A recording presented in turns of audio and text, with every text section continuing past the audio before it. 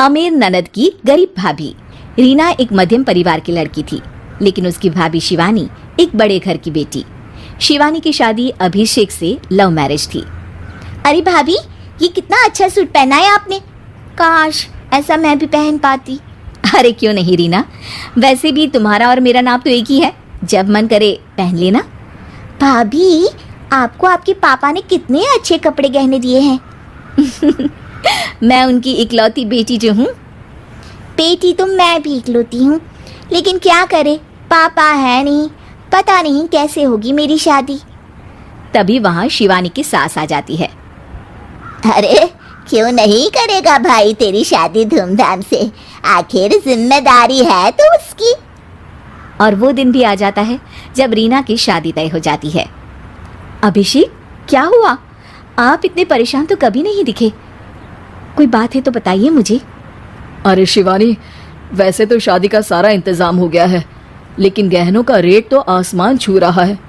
कैसे क्या करूं, कुछ समझ में ही नहीं आ रहा। थोड़ी देर में शिवानी अपने पूरे गहने अभिषेक के सामने रख देती है। ये लीजिए, गहनों का इंतजाम भी हो गया।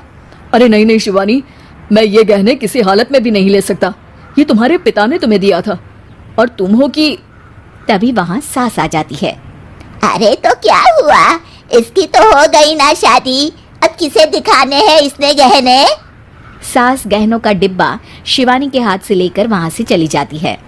रीना की शादी धूमधाम से होती है और अब वो बड़े घर की बहू बन जाती है।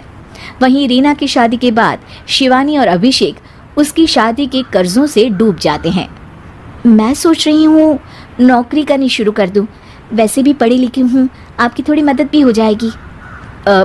वैसे शिवानी, कुछ दिन कर लो तो अच्छा ही होगा, क्योंकि ज़रूरत भी है। अब शिवानी भी नौकरी करने लगती है और घर खर्चे में अभिषेक का हाथ बटाती है।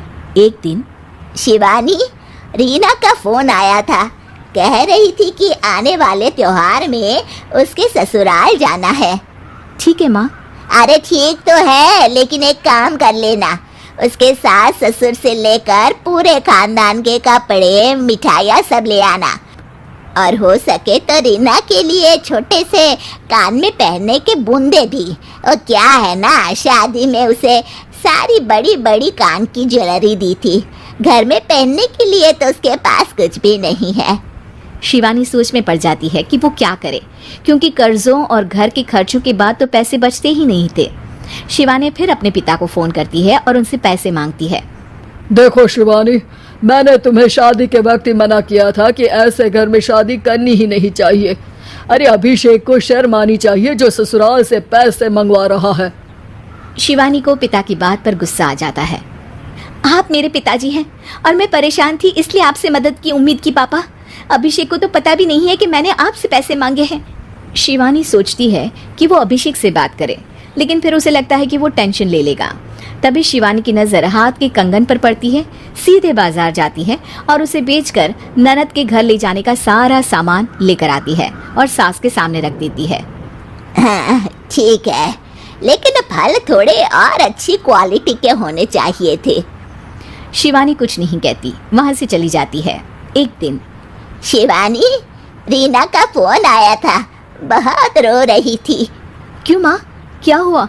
सब ठीक तो है ना उसके ससुराल में? अरे तूने तो उसकी नाक ही कटवा दी। अब मैंने क्या कर दिया माँ? कह रही थी कि बड़े घर की बहू है भाभी, जो कपड़े दिए वो ब्रांडेड भी नहीं थे। तू तो जानती है ना उन लोगों का पहनावा कितना अच्छा है। तू तो मेरी बेटी का भला कभी सोचती नहीं। हाय भगवान, अरे बड़े घर की बहू है, इसी बात की जलन है ना तुझे, लेकिन याद रख मेरी बेटी का सोचने के लिए भगवान है, तुम लोग कभी उसका बुरा नहीं कर पाओगे। अब शिवानी के मन में सवाल था कि क्या ईश्वर सिर्फ रीना के साथ है, उसके साथ नहीं? लेकिन उसे सुकून था कि वो अभिषेक के साथ उसकी जिम्मेदारियों को निभाने में बराबरी की हकदार है। शिवानी वहाँ से चली जाती है।